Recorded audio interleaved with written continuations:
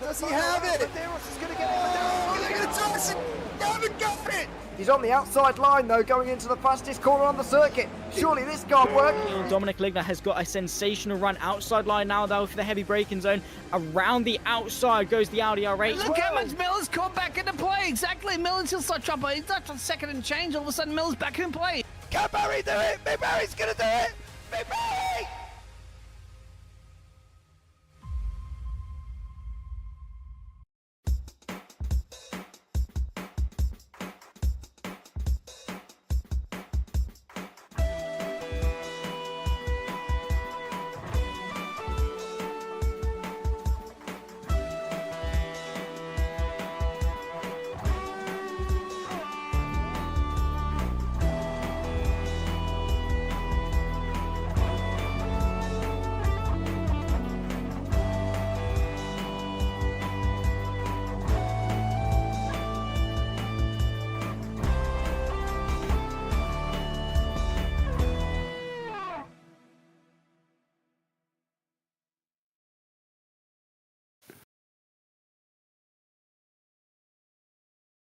Good afternoon, ladies and gentlemen, boys and girls and people of all ages. It's time once again for round 11 of the VWSC historic.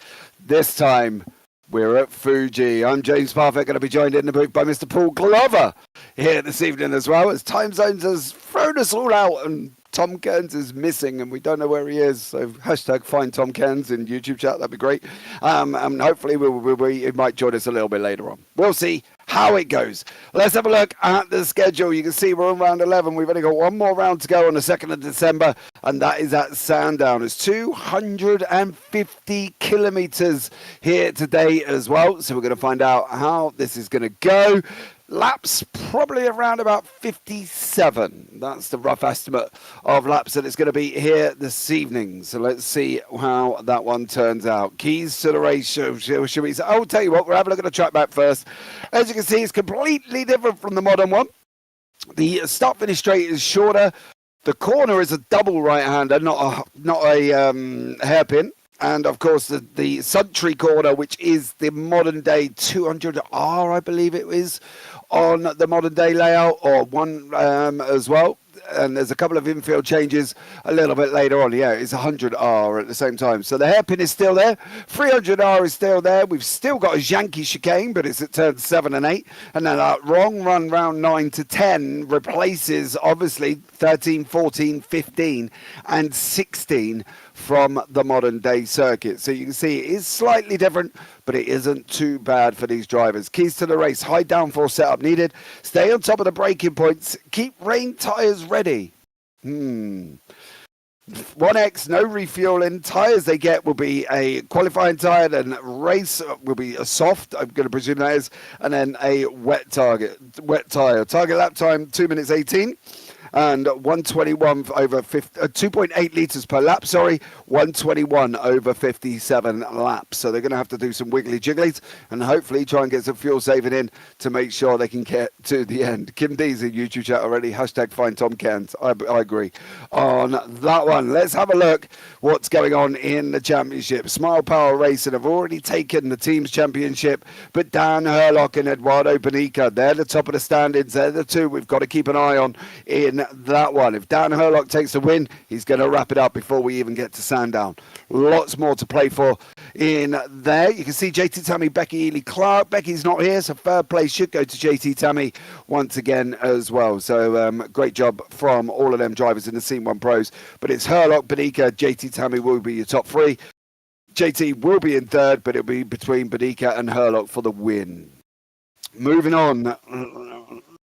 And then we've still got P2, Rookie Lobster March and Drongo Thrashers still up for the team championships in second and third. And Retro Monsters Porsche could have a good one at the same time, but we'll try and keep that on the run through as the race goes on.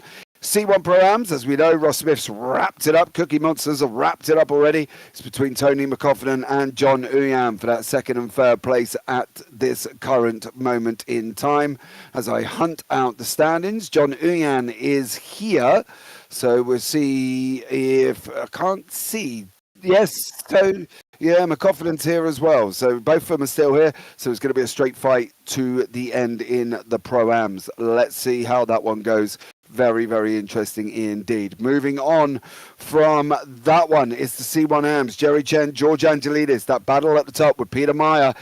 All three of them. It's got to be on Peter Meyer to have a great race.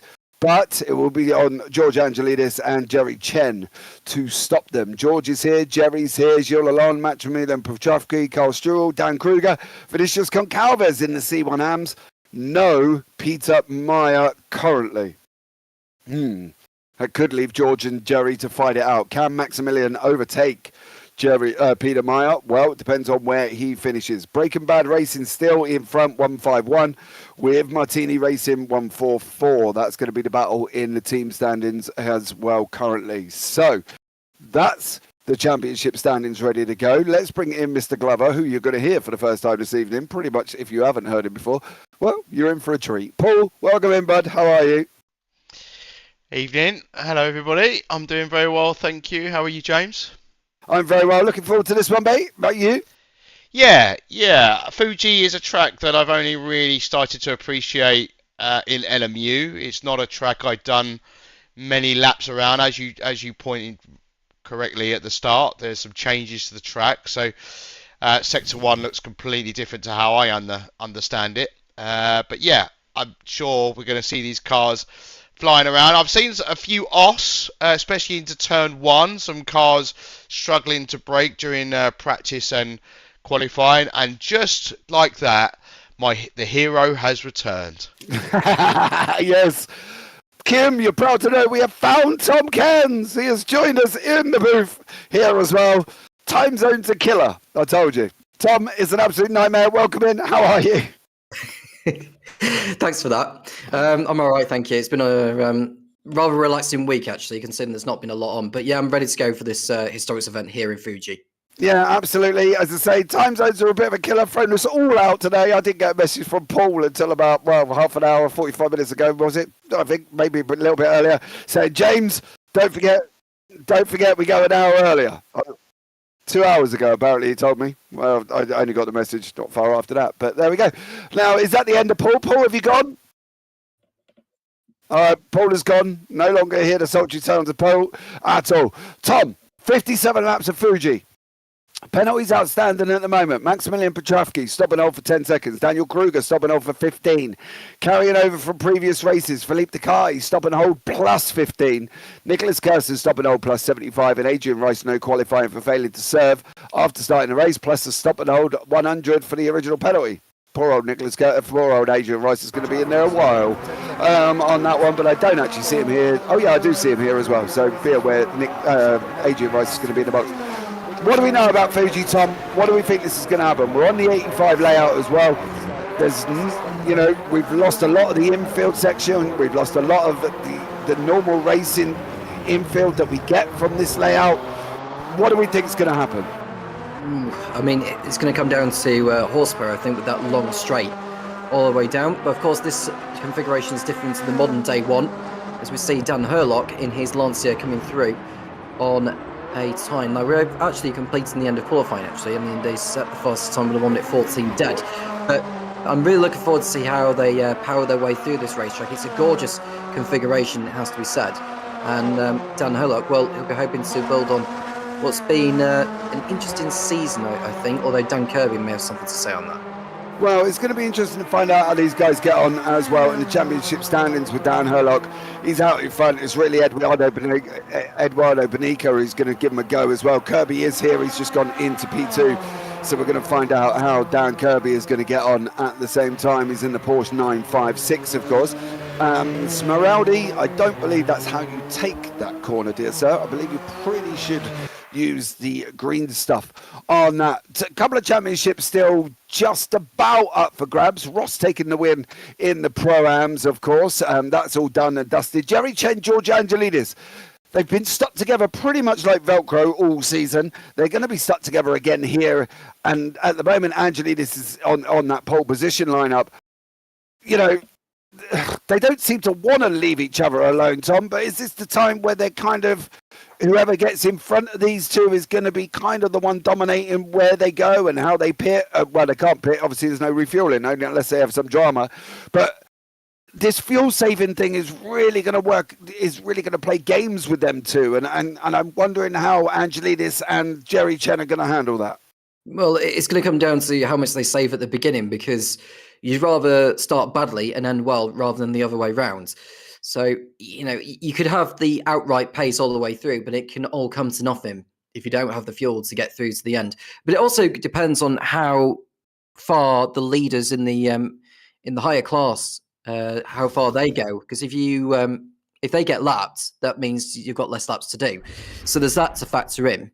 So that'll be for the likes of Angelidis and Chen and all that to really consider over the course of the 57 laps. Yeah, I think that's going to be an interesting one and see what goes on here. I think if you're not sitting and grabbing your popcorn and chilling out and getting ready, I think you need to, because this run down into that double right-hander of turn one now, no longer the hairpin, which is what we used to have, obviously we're used to from the modern day circuit. So they have got a bit more flow, but, Paul mentioned at the top of the show, we've seen a lot of people go off there in practice. It's mainly going to be about hitting that breaking point, isn't it? And then, seeing if the move's on. I would think so as well. I've just updated myself with the standings, James, because I know you went through them at the beginning of the broadcast. Herlock has still got the Pro Championship still to wrap up, I believe, considering we've got another round to go after this one at Sandown on the 6th of December, which should be a fun one. So it's not done and dusted by any means by Herlock, as he hopes to pick up another win here. And looking at the other ones really of the AMs, because Jerry Chen and George Angelidis, as you've rightly emphasised, are in a ding-dong battle for the honours there. So I'm looking forward to see how they fight amongst themselves with the strategy side of things. And providing they actually get to the end, if they don't get to the end, that could be championship done and dusted for either of them. Yeah, I think for me, for Eduardo Benique, he has to take the win away from Dan Herlock. It's 20 points, I believe, for the win for this one as well. So that effectively will put Herlock on 148. If Benique gets second, which is 15, he'll be on 122. I think that's pretty much going to wrap it up. If Herlock takes the win, I think this championship is done. I think the C1 Pros is finished. It's already finished in the team standards. Pro-Ams is wrapped up. We don't have to worry about that at all. That's merely driving around. But it is the C1 AMS that's going to be the interesting one. Jerry Chen taking second place from Maximilian Petravsky last time out of Brands. Angelidis finishing in third. Again, if Jerry takes the 20... and also with Angelidis in the mix, he's going to throw this out. But we have brought our normal resident voice of the modern and the NAS series, Mr. Ross Smith, into the booth. Ross, how are you? Good, James. How are you guys doing? Well, apart from the fact that, time zone killed us all and we all just about made it in time. And if it wasn't for Paul, we might have been late altogether, to be honest, Ross. So Paul is our saviour on that one. Let's just put it in that terms. What do we think of Fuji, Ross? How's it going to work out for you all? Well, it's kind of in the air. I mean, it's a very fast and flowing track, as you guys pointed out, and it's great fun to drive on right now. Because of the way that qualifying is here and the way that the cars are kind of set up, you're seeing a lot of the Lancias getting up there. I mean, even the 956s are getting up there. So it's tricky, especially with the March being updated the way it has. We can't get up ahead of all that traffic. So we're kind of down in the mix, Wouter and me. So we're going to be fighting against that.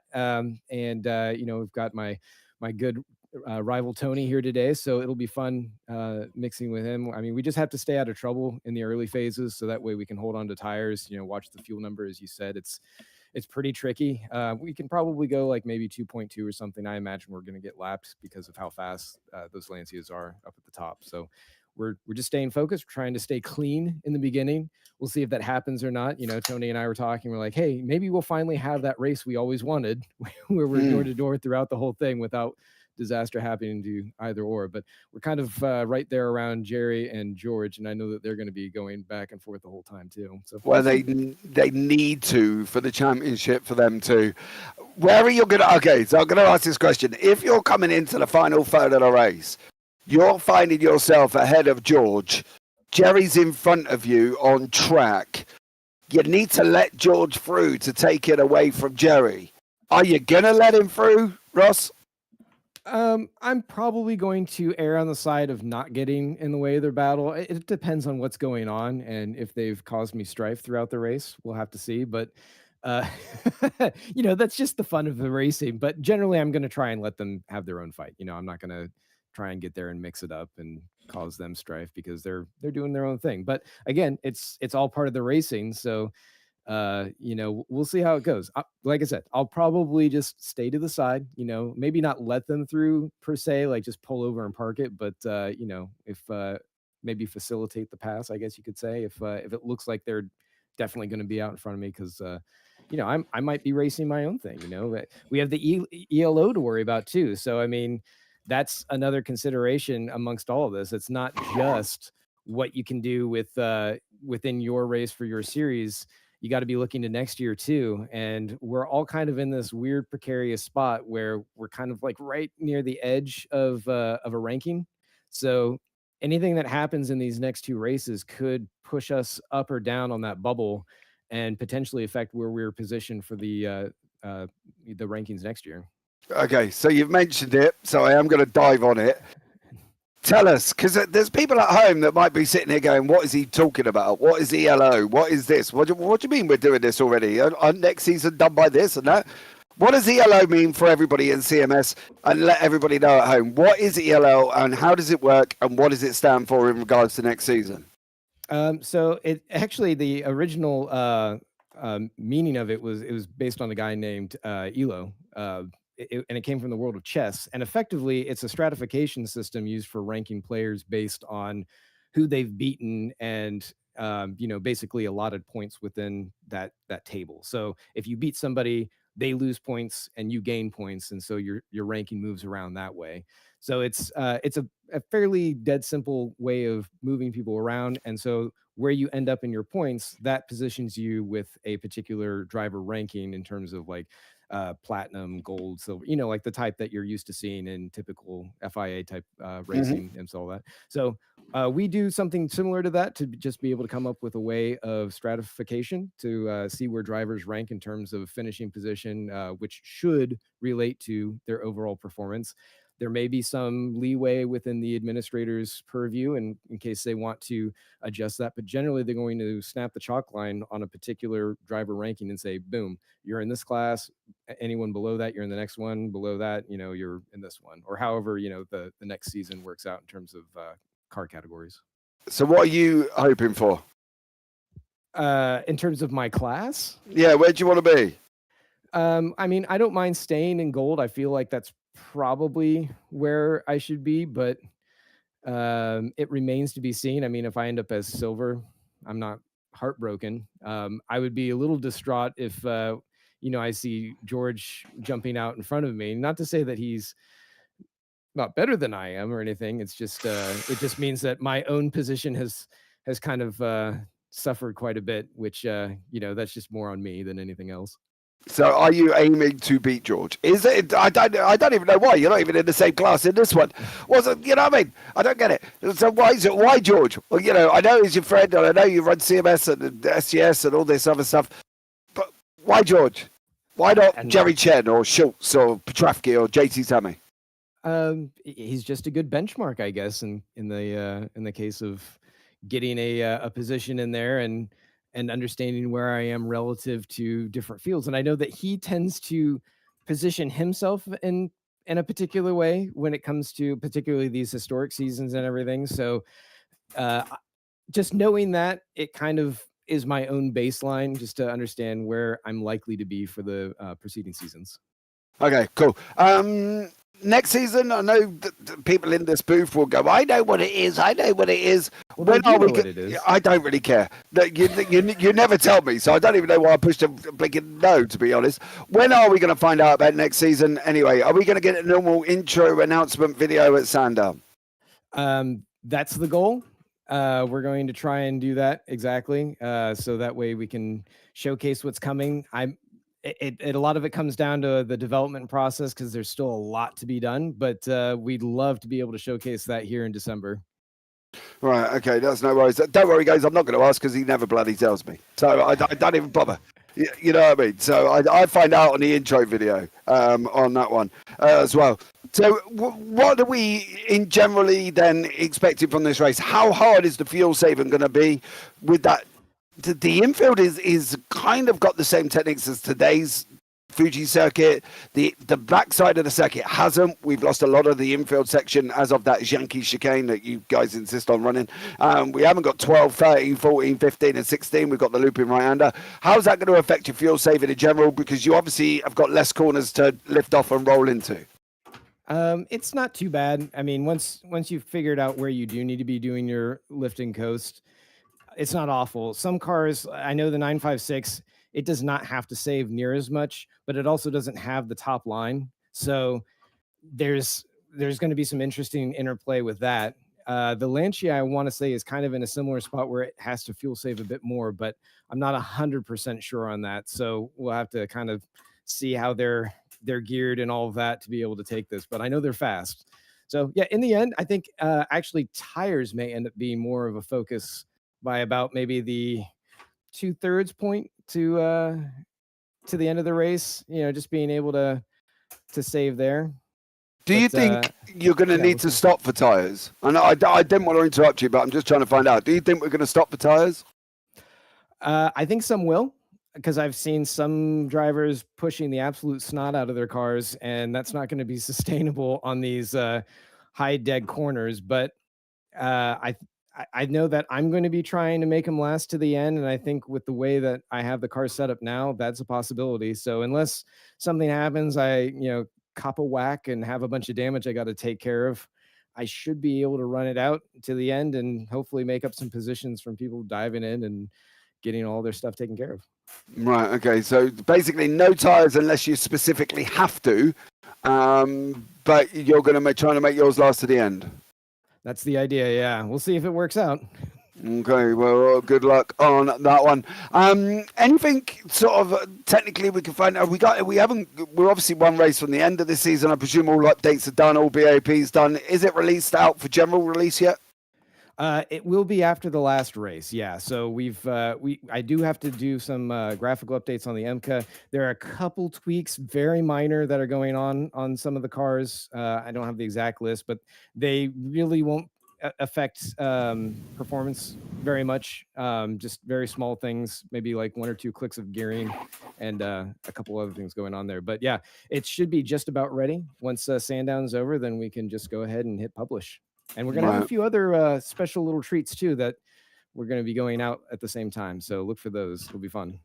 Okay, well, Ross, it's been a pleasure as it always is, buddy. Thank you so much for coming in and have a chat with me and filling me in on the wonderful world of what's going on within CMS and your own race. I look forward to seeing how you get on and seeing whether or not you can get that car to the end on one set of tyres. Oh, Ross, before you go, rain. Are we going to get it or not? Well, it was looking like we were before, but I mean, it's pretty sunny right now. I mean, Fuji's always kind of a mystery mountain. You never know when she's going to swing some clouds one way or the other. But at the moment, we're looking dry. Yeah, it does look dry all the way through, to be honest with you, mate, and the precipitation on the weather. Okay, bud. Right, I'm going to let you go. Have a good one. Thanks. Yeah, you guys too. Best to you, Paul and Tom. Thank you. Bye-bye. There you go. That's the end of the conversation that we have every single time with Mr. Ross Smith. Tom, interesting. Tyres could be a problem. Ross is going to be the Mr. Tyre Whisperer. He probably knows more about tyres than most of the other drivers do. And he certainly knows a way around this course, in my point of view. But let's see how they get on. I mean, there's only 10 corners around this circuit, so it's not like it's going to be a major issue with the tyres, in my point of view. But there's going to be some that are going to gamble on one stops, I think, because I don't expect to see a lot of pit stops here. I don't think, as I say, we don't know that we know they don't need any for fuel. We have just lost Vinicius Concalves. His internet went off. He's already rebooted the modem and nothing. So unfortunately, Concalves does look like he is done and dusted out of this race, which is a bit of a shame because that was going to be an interesting one. The fear for me on the tyre situation is the sudden stops. We've got turn one, we've got the hairpin, going into Dunlop as well. I'll be interested to see how that one goes. We'll pick up more on that one in a minute. Let's have a look at the grid for this race. The car's just about to get onto the grid, ready to go. Dan Herlock out in front. Dan Kirby, in that Rothmans livery machine. Look at that, it looks beautiful. We're in front of Eduardo Bonica and Ollie Day. That's your top 4. Moving on, Magnus Dahlgren and Timon Suvic there in 5th and 6th. George Angelidis at the dizzy heights of 7th, leading the C1 Pro-Ams ahead of Wouter de Bruin. And more importantly, this man, Brian Hall, ain't Brian Hall, I want Jerry Chen, that's who I want, and he's in 10th. Alexander Schultz in 11th. Ross Smith there in 12th for that Cookie Monsters machine. Maximilian Petravsky sitting there in 13th. JT Tammy all the way down in 14th place. Gilles Lalonde 15th. Robert Molin in 16th. John Uyan in 17th. Then you've got Scar Pope, Carl Struhorn and Alexandro Smeraldi. Moving on from that one. Then we've got Dan Kruger. We know we've lost Vinicius Concalves. And then we've got Adrian Rice, of course. That's going to be an interesting situation in that C1 Pro Championship and the Pro-Ams, of course, as well. So, especially with Peter Meyer, Maximilian Petravsky still fighting out. There's no Peter Meyer here, so Petravsky can wrap up 3rd place in that one. Let's see how that one pans out. Lots of things still up for grabs. Team Championship still up for grabs in the C1 AMs as well as the Championship in general. Obviously, the Championship is C1 Pros. C1 Pro AMs is all done apart from that 2nd and 3rd that John Uyan and Tony McCoffin are going to be fighting out for here, Tom. So still quite a few more things still up for grabs, even though obviously we're so late on in the season. Yeah, but of course the major talking point at the moment is both in the Pros and in the AMs. I mean, if you look at the gap between the top 2 in the Pros, you are looking at, if I could just get my screen to hover across because I've got so many screens open. Dan Herlock, 21 points clear. So if he could just outscore Beninka, then that's the championship wrapped up for him. So that's effectively the target. But we're about to get underway with the green flag. Yeah, here we go, ladies and gentlemen, boys and girls, people of all ages. It's going to be green, green, green very, very shortly. Over the line they go in a few seconds. Past the pit lane entry on the right-hand side. Now we don't start until we cross the line. Lap 1 of 57. Herlock's picking up the pace a little bit. It does look like he's going a little bit quicker. Dan Kirby on the inside, not in the Rothmans livery. He's on my screen, he's in some high-coloured machine. Ladies and gentlemen, we are now officially green. They are racing. Herlock on the right, Kirby on the left. In behind that is Eduardo Beninka. He's trying to go around the outside. Lock on the brakes for Beninka. That's going to give the inside line to Ollie Day. Day's going to try and have a go on that inside. He has got the run, but Dan Herlock at this moment in time leading the field in front of Dan Kirby. Beninka, you have survived there. I do not know how Ollie Day did not make that move there. Timon Suvik in behind Magnus Dahlgren. Tony McCoffman leading the C1 Pro AMS, and Ross Smith further back on that one. George Angelidis leading the C1 AMS. Maximilian Petrovsky, Jerry Chen. Chen didn't go anywhere. Petrovsky has gained one place already. Good start here for Dan Herlock, but he has got the man, the myth, the legend, Mr. Dan Kirby tucked in behind him. It's going to be a mighty duel between the pair of them. It looks like Beninka's brakes were still cold by the time he got to turn 1. And there was a little bit of jostling going on. That's almost contact. There was a little switch from the race leader, Dan Herlock, on the approach to the chicane. He was lucky to survive that one, but that tells you about how nimble these machines are when it comes to applying the brakes. It's so easy to lock the rear tyres and go for a spin. Yeah, long looping run round the last corner now. It's going to be one more on to the start-finish straight already. Lap 1 done and dusted. There's Magnus Dahlgren. He is sitting in 5th place at the moment. Ollie Day in 4th, Beninka 3rd, Kirby 2nd, Herlock 1st. Angelidis leading the C1 AMS. He's ahead of Petrovsky, ahead of Jerry Chen. And in the Pro-Ams, it's Tony McCoffin. He's leading that one 6 seconds ahead of Ross Smith, already over the first couple of laps here. Ladies and gentlemen, we are in for a little bit of a ding-dong, and the only way I can see that coming is from further back on the grid. Let's have a look at the replay of Scar Pope. Unfortunately, he had a DNF on that run round. He's going to get a little bit of a knock. There he is, into the wall, upside down, coming across the track.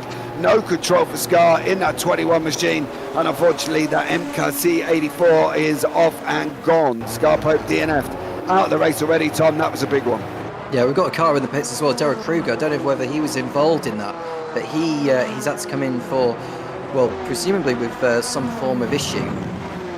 Yeah, it's a drive-through, in fact, for Daryl Kruger, so that will be his penalty. You can see Magnus Dahlgren on the brakes. We're going to see quite a lot of that because it's a long way before the chicane from the corner before they start applying the brakes. And you could apply the same analogy with turn 1 with it being such a long straight. When they apply the brakes, they have it to apply so much pressure, so much, that you can just see the rear stepping out. As Magnus Dahlgren makes his way through that last corner, we're going to see a replay. This is Koffinen applying the brakes at turn 1. Does he get the car slowed down? It doesn't look like he was able to. Not in a great position there, Tom. He got it stopped, but it wasn't really under control for Tony McCoffin, and that was Wouter de Bruin, who has just gone past him. McCoffin now slips down to 8th overall. Herlock, Kirby fight out. McCoffin and Smith still there as well. Maximilian Petrovsky's got a penalty. He's got a stop and hold plus 4 seconds already from an outstanding penalty. So is Daryl Kruger's at a stop and hold for 15. Adrian Rice is going to be the one we've got to keep an eye on. He's had no qualifying to serve, of course. That's why he's started towards the back. Plus, he's still got a stop and hold plus 100 on the original penalty. Poor old Petrovsky's got to go in pit lane. Poor old Rice has got to go in pit lane. They might as well sit in there and have a cup of tea. They're going to be in it that long on the run here as well. Take another look at a replay here of Mr. Gilles Lalonde going into turn number 1. Runs it wide on the grass into the kitty litter. Does he get it round back onto the track cleanly? Well, cleaner than some. So fair play for Gilles Lalonde on that one. Big penalties for some of these right at the beginning. Tom, you know, poor old Adrian Rice, he's going to be in there for a while. Yeah, it must feel like an eternity, especially on a course like this. It's pretty much a 75-second lap. It's this Fuji circuit. When you're in the pit lane for that long, you're so far out of sync with the others. It's a long race from that. Meanwhile, we're looking at the front and Herlock and Kirby, and we can just see on the onboard on the bottom of the screen, just see the way the car is switching from Herlock as he's like, that's Kirby getting on the curb out of turn 2. Yeah, Kirby getting the slide on, gap opens up to 8 tenths, nearly more. But the other, McCoffin ahead of Smith by 5.5 seconds. Angelidis ahead of Chen by 2.8. Chen moving his way up. There's some shuffling around as well. Looks like Angelidis with John Uyan, Robert Molin all situated on track together. They're all having their own little bit of a ding-dong a little bit further back. But on board Kirby, bottom right-hand corner. Main pictures, top left-hand corner. Kirby and Herlock on the run here. Lap times 1:21. They knew that was the target lap time. 1:20 for Eduardo Benico. He's going a little bit quicker than the target lap time for saving fuel here for Eduardo. He's in that Lancia LC2, but he is pulling in Dan Kirby and Dan Herlock together though, Tom. He's keeping up with them. It's going to come down to fuel saving at this point. I mean, I would imagine a lot of these will be fuel saving somewhat, maybe a touch each lap, which is the right thing to do, because you can't just go flat out all the way through and just be the quickest guy out there all the time. You've got to manage your fuel if the refueling rule is to be believed. Magnus Dahlgren is in 5th place behind Ollie Day. He thought about a move there. Had he applied the brakes a little bit later, I think the car would have been stepping out and he'd been going for a spin in a similar way to how someone else did earlier on in this one. Yeah, Tony McCoffin had an issue, didn't he, on that one there, but he's still leading the Pro-Ams. Angelidis still leading the AMs, and then Dan Herlock just about fighting it out with Kirby. On track, this is George Angelidis, and in behind that is John Uyan. In front of George is Robert Molin. Kirby got closer here over this period of time through the long looping right-hander we go. Through 300R, there's going to be a Yankee chicane at the end of this. There it is, right there. I do not like that chicane. I find it completely destructive of the race circuit. You can see in the right-hand corner, and then we've got Ollie Day and Magnus Dahlgren having a nice little bit of a ding-dong as well. Few battles taking shape on this racetrack here, Tom, as well. Something to look forward to as the race goes on. Yeah, well, Dahlgren looks like he was right on the tail there, but his poor line compared to Ollie Day at that last corner has set him back a little bit, so I don't expect him to be within range to attack heading into turn 1. He may surprise Ollie Day a little bit there, but he has to play the long game. There goes Dahlgren on Ollie Day, and I think that was probably the easiest overtake that Dahlgren's going to get all race, because Ollie Day clearly lifted off and he didn't want to fight with him. Well, yeah, to be fair, the problem isn't that. It's obviously with the no refueling and saving fuel and everything else, it's going to cause a problem for some of these drivers. Not everybody can do it, and some people can't do it at all, and that's the thing. And I think that we're going to have to just keep an eye out, see how the fuel saving gets on, and see whether or not some of these drivers are going to be able to do this in the first time. I think it's going to be interesting. Herlock, Kirby fighting out there as well. Kirby settles back in again. Didn't really run the inside line all the way through on the run down into the chicane once more. Laps coming off thick and fast here, Tom. They're not taking long at all. This 57 lap race could be very, very quick indeed. It will be. Yeah, it's going back to saying these are like 75-second laps that they are doing, if not a little bit more than that, considering the amount of fuel that they are on. This is Schultz and Tammy at turn 1.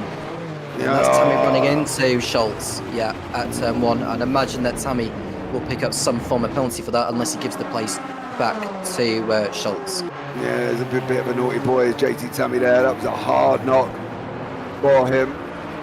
He did wait and allow him to go back through. So JT Tammy all the way down in 17th, Schultz in 16th. So there we go. Lead battle on our screen at this moment here. Every other every other class, Angelidis is behind Chen, Struel in there as well, so that's obviously the C1 Pro-Am situation developing, because as we know, Chen is ahead of Angelidis by 7 points. Angelidis' gain over Chen for this one would be 5 points. That leaves that championship open going into the last race of the season by 2. Of course, we then got the team championships. Chen and Struel on for scoring the most amount of points over Angelidis, who's doing a single battle at the moment because Concalves is lost, so that could be a double jeopardy for Martini. Racing. Angelidis being second in the championship going into the final race by 2 points if he wins today. And Martini Racing are going to be a bit further back because they've lost Vinicius Goncalves due to internet issues. We're riding ball with Kirby, who nailed through that final corner. Sweet and sound. But he's quite a distance away from Herlock to consider making an attempt to pass. And further behind, we've got a battle between Dahlgren and Day again. So it's not like Dahlgren's pulled away from Day since he got by him. And in the easiest of circumstances, there they are, Dahlgren and Day, heading through turns 1 and 2. I think they're all just playing the long game as they should. Benenko is also behind Kirby. He's around about 1.5 seconds adrift of the second place man. So Benenko is without he's for sure still in the fight for a race win here today. And so he needs to keep his hopes in the championship alive. But so far it seems to be like everyone is settling down, and we'll just see how the rest of the race pans out from here. But further behind that is Shulalon in third place in the AM class. He's just got by Stroll for fourth place, and that's not a bad overtake there from Lilland on this occasion. Yeah, that's not the team championship for Chen and Stroll. They're still leading the way. Eduardo Benica has got Magnus Dahlgren coming up behind him at the same time. Herlock and Kirby were only 3 tenths apart at the moment, but for some reason Kirby is losing a lot of time on that straightaway. But then again, we do know how quick the Lazias are here. Eduardo Benica, a little bit of a defense. Kirby there as well. I wonder if Kirby messed up that final corner, Tom, because they've come very, very close all of a sudden here, and Benica was a 2.1 back. He is now literally only 1.3 back. Dahlgren 2.1, 3.6 back for Day as well. You know, we could be in for a front 6 fight because Suvic ain't too far off here for this lead in the C1 Pros. Kirby got held up by a back marker, James, the last turn. That's why he lost time on the last lap. Now it's given Herlock a little bit of breathing space. Having said that, Kirby is on the tail of Herlock now, so it's not like Herlock is shooting off into the distance. Having said that, I think because of the gap that Herlock had as a result of Kirby being held up behind one of the lapped cars, has given Herlock more of an opportunity to save a little bit of fuel. I think that's the thing. I think fuel saving is going to be the key, and we're going to have to keep an eye on it here. Who's going to be close to it? Who's going to hit the mark? Who's not going to hit it? 1:19 for Dan Herlock. That's a little bit quicker than the target time of 1:21. That doesn't come into force, to be honest, until they get to Timon Suvic down in 6th place in the C1 Pros and C1 in the overalls as well. Because obviously on the left it's class split, it's not the overall split. It's a nice little battle for Smoreldi, and Angelidis are also having a mix at the same time with John Huyan in the fight. Kirby's also there as well. Herlock does go on the defense. He gets that planted on the apex, gets the run out there. There's a big old snap there in the background. I wonder if that was, looks like Magnus Dahlgren had a big old snap in the opposite direction. But we've got Dan Kirby still holding on from Eduardo Benica. Ollie Day has made that move past Magnus Dahlgren, and boy, oh boy, did he get a snap on that car. He did. I wonder if he caught the curb on the outside, James, on the exit turn 1, that saw Dahlgren get a kick of oversteer as he applied the throttle. Meanwhile, Kirby gets another twitch of oversteer on the exit of, I think that's the 300R corner or the hairpin, whichever of those two. They're coming towards Dunlop now, the corner that you despise so much, as Herlock, Kirby and Beninka circulate their way through. Don't think we're going to see an awful lot of overtaking between these top 3 because they know what the long game is. And there's also tyre strategy to come into the fray. I wonder if there's going to be some drivers gambling a little bit, because it wouldn't surprise me actually to see some go to the end without making a tyre change at all. There we go, replay on the screen. At this moment in time, there is Eduardo Benica, there is Magnus Dahlgren. Is Dahlgren going down into turn 1? Just carrying far too much speed under braking. Started hitting the brake a little bit hard, and unfortunately for Magnus Dahlgren, that 956 turned around and was like, no, not happening. And then he nearly hit Day, but the both of them managed to get through without any problems. So that's something to keep an eye on. Kirby still in second, Benica in third, Herlock there as well. I don't think what we're looking at the moment here, Tom, with Dahlgren 4 tenths back at the moment away from Ollie Day, the other battles are not really class battles on track. C1 Pro-Am, C1 Hams, look at George Angelidis in behind JT Tammy. They're literally less than 3 tenths back away from each other. John Uyan in behind Smeraldi, again, Pro and Pro-Ams, as we've got another replay on the screen here of Jerry Chen having a moment into turn number 1. Over the curb he goes. That was a bad entry, and that was the final result. Tokyo Drift Style from Jerry Chen couldn't unfortunately hold it, and he's gone off there as well. I think a lot of these battles on the racetrack, Tom, at this moment in time are not class battles. As by the looks of it, we've just lost Brian Hall. Yeah, well, there's some reliability factors to put in there. I mean, we saw it at Brands Hatch, didn't we? Because we saw someone had a blowout on the Brabham Straight. That saw them. Was it Angelidis that pulled off? As we see Kirby get a twitch of oversteer, but at least it's nothing in comparison to what happened to Jerry Chen, who had his brakes very, very hard. Did you see how much glow the brakes had when he was going round? Yeah, I think he was trying to save it there for Jerry Chen, and unfortunately just basically was slamming it down, hopefully trying to get it done and stopped, and it was very, very testing on the brakes on that machine. Kirby still chasing down Herlock. I do wonder whether or not Kirby's even going to look at trying to make an overtake here, Tom, or he's just going to sit in and use Herlock as a bit of a fuel buffer and save as much fuel as he can on the run through 300R down into Dunlop now as well. And there are the lovely, wonderful barriers that are stopping them going straight on, which I wish they would take, but unfortunately not. As we go to another replay here as well of Maximilian Petravsky having his own little drama on the racetrack down in 19th, bang into the wall for Max and C1 Hams. I wouldn't be surprised if that liquid moly machine is damaged in some shape or form, but he's still going. Issues for some are managing to get around the racetrack, Tom. The battles are not class battles on the racetrack at the moment. This is probably the only class battle we've got of Herlock and Kirby. Yeah, well, a slight look up from Kirby on the approach to turn 1, and Herlock doing very well. You can just see the slightly different lines that Kirby's doing just to put Herlock off. We're going further back. This is Day and Dahlgren. We had a little bit of a camera issue there, but that's just the thing with the course. But Day and Dahlgren, they are in their own fight, but it's not really a fight because they're having to just keep in mind about the fuel. I know we couldn't keep mentioning fuel all the way through, but that is going to be the factor in how this race is decided.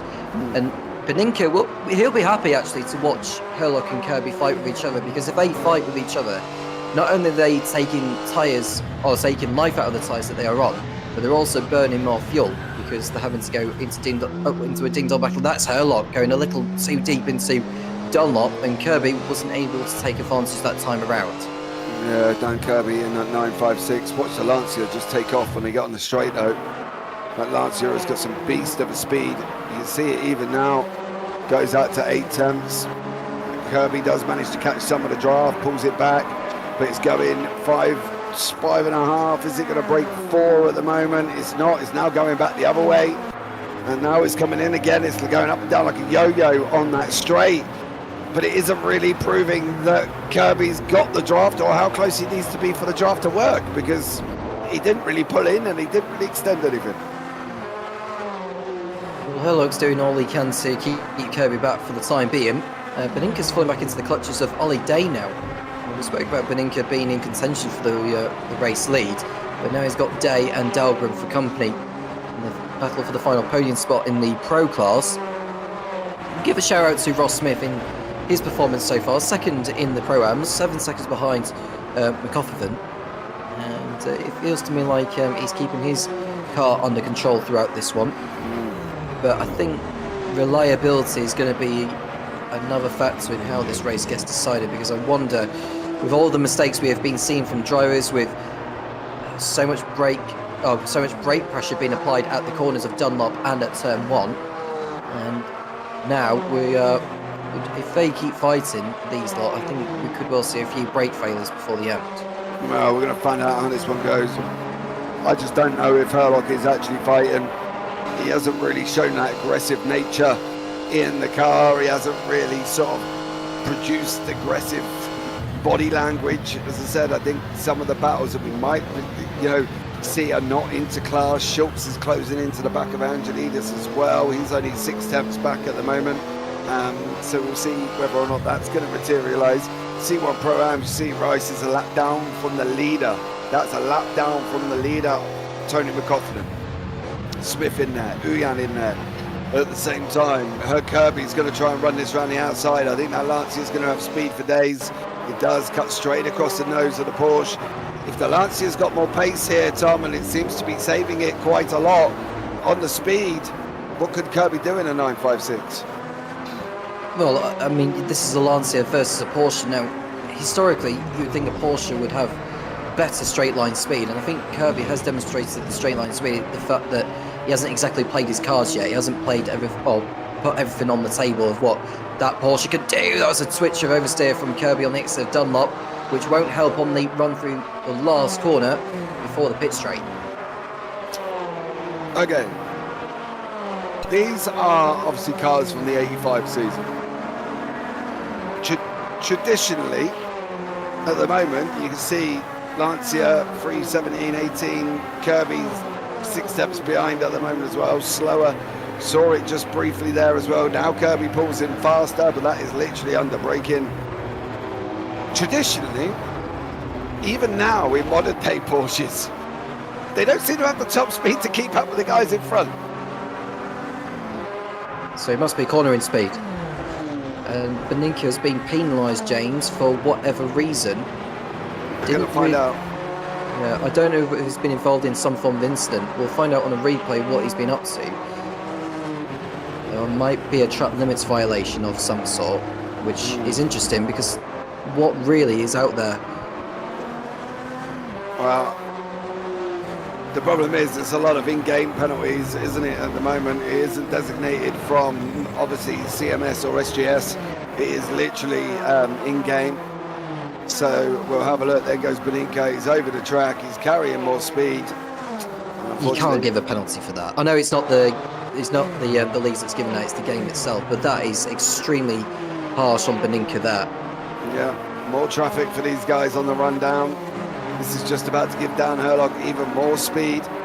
Pulls out already, made his move once again. You can see the gap there. And Herlock pulls straight in, leaves the door open for Kirby. Kirby can't get the speed. That back marker slots in behind it. Heat the breaking point makes you don't want to take any cars in front. Beninka is in pit lane at the moment, which I think is really, really tough for him. As we bring up change of position from Magnus Dahlgren and Ollie Day. I've just swapped places. Dahlgren goes round and then Day unfortunately goes off the side of the circuit and across the other side of the circuit. Does manage to save it there, Tom, but you know, not a great entry into turn 1. No, and he got dirt on his rear tyres. You saw it step out through turn 2 there, so he'll just need a few corners to get all the kitty litter off the car itself for Ollie Day. And now Dan Kirby has got Dan Herlock in his sights, as he has been since the start of this one. The next back marker that they are about to come up to, I believe, is Carl Stroll, if I stand correct with that. And so it is Carl Stroll before they enter the last turn. We're on lap 18 out of 57. Herlock leads by half a second, but you don't need me to tell you the gap. You can just see where the leading 2 cars are in your picture. Now, is Herlock going to make the most out of the slipstream here? It may be at an inconvenient time. He gets held up behind Stroll, who's competing in the AM class. He's 4th in classes, Stroll, but I think he gets out of the way of the leaders before they even get on the brakes at turn 1. Yeah, straight away, Carl Stroll moves it over down into turn 1. Great job from him. Releases Dan Herlock. There was the Jaguar XJR. Adrian Rice was off the side of the circuit there. At the same time, this is George Angelidis. Is he going to make the chicane? Oh, well, if they got to give a penalty for Beninka, they got to give a penalty for that, right? If superstition was to be believed, then yes. Consistency, isn't it? Yeah. But then again, speed difference may cause that one. Yeah, I think that's going to be the tail. I wonder if you can get the split screen onto Beninka. Beninka has got Day, Suvic and De Bruin, all less than basically about a second and a half between the 3 and 4 of them. on the right-hand side there. These guys are very, very close together. They're having a little bit of a four-way. I personally think on the left-hand side, Herlock is saving fuel. I don't believe Kirby's saving fuel. I don't believe that he's going to go and make that move. I think there might be some form of battle here, unless everybody all of a sudden, Tom, is saving fuel and nobody's going to make a move. We'll see soon enough. We may not see anything now, but maybe in the last 15 laps we'll start to see some passing before the end of the race. But now this is the 20th lap with Herlock leading and Kirby second. Beninka has got Day, Suva and De Bruyne on his tail, but it feels to me, looking at Beninka as they come through, where are they on the circuit here? I think they're just coming out of turns 3 and 4 now, aren't they? But, you know, there'll be some changes further down the line, but I wouldn't expect anything drastic for now.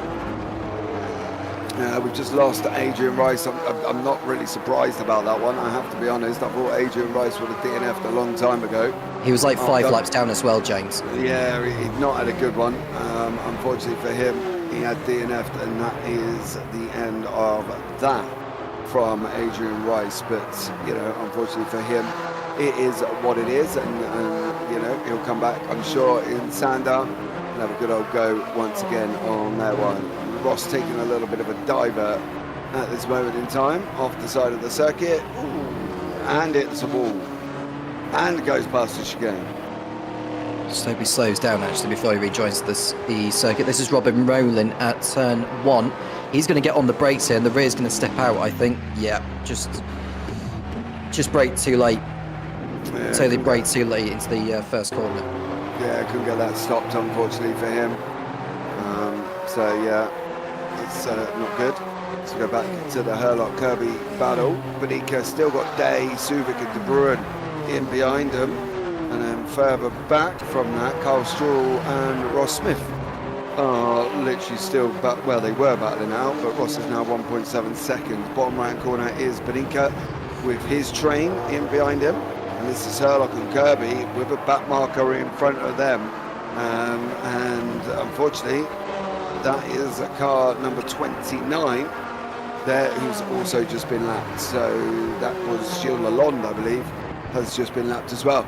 All these people getting lapped, does it bring their fuel strategy into a bit of a different realm, should we say, Tom? You could say that. I mean, if you look at the timing of when they've lapped him, I mean, what lap are they on? 21, 22? They're going to get lapped at least twice in this race. So that will save them. It'll help them save fuel less when they're being lapped like that. And it could also help in the long run towards the end of the race. But if they unlap themselves in the leaders, then that could cause a bit of a problem as Ross Smith comes out of the pit lane after his repair job, after the whack against the barrier at Dunlop. Now he just needs to be wary that Herlock and Kirby are going to be coming through. Yeah, well, he said that obviously he wouldn't stand in the way. So let's see what he does here. Obviously, this is George and Jerry. This is the 2 leaders of the race. You can see Ross on the right-hand side trying to remove himself from the equation, I'm sure. Either that or he's sitting there knowing that he'll drive me absolutely bonkers there. Further hairpin, you see Magnus Dahlgren is closed right up here. And Dan Herlock, I think at some point, is going to start spitting bubbles here, Tom, because they need Ross out of the way. Well, they need him to get out of the way soon enough, but he'll be on fresher tyres, Will Smith, compared to the leaders. Now, he may be in a Pro-Am, but it doesn't mean he can't fight it out with the leaders at all. But the situation he's got the top 3 in the pros coming up to lap him, and the last thing he wants is getting in the way and being a factor in how this race effectively gets decided. Effectively, Ross is last on the racetrack. He is, 34 seconds back from Dan Kruger. Is there any need for him to be there? Well, probably not, but he'll lose time in chasing after Kruger for later on. Exactly. But that little bit of time loss, he's going to end up losing. Especially if he... What's worse for a back marker now, right, is A, staying in front of the leaders. But if Ross makes a mistake and has any form of impact on taking out any of these leaders, his name's going to be mud. It will be blacker than black. It will be completely down the coal mine for Ross Smith. For me, I just personally think it's easier just to remove yourself, but we know that's not the rules in CMS. They don't have to completely move out of the way, but they don't have to obviously block the passing car as well. But, you know, I just think at the moment it's causing a problem, and Herlock is not going to be best impressed, I don't believe, with this whatsoever on that one. But let's hope Ross doesn't have an incident and take out any of the leaders. Eduardo Benico on the bottom right hand corner. He's still got his queue of Holiday, Timon Subic and Vuelta de Bruin. They're still about 1.8 seconds apart in that bottom right hand corner at the moment, Tom. But Ross Smith is still in front of the leaders. I think Dahlgren made a mistake at the last turn whilst we were watching that battle that's been headed up by Beninka. And I think Herlock should go through on Smith at turn one. No, I mean, No, Smith. it's not going to. No. I mean, to be fair to Smith, you know, he's trying to stay on the. Well, he's already a lap down on the leaders. He doesn't want to be 2 laps down if he lets by Herlock, Kirby, and Dahlgren. But He's not pulling away. Like, do you know what I mean? He's not going anywhere. it's not like he's horrendously slow compared to the leaders, though. That's my argument. And that's why he's trying to pull away, because he feels that Kirby and Herlock are going to be in a battle with themselves anyway. If they start battling, that's the opportunity for Ross Smith to pull away from these three.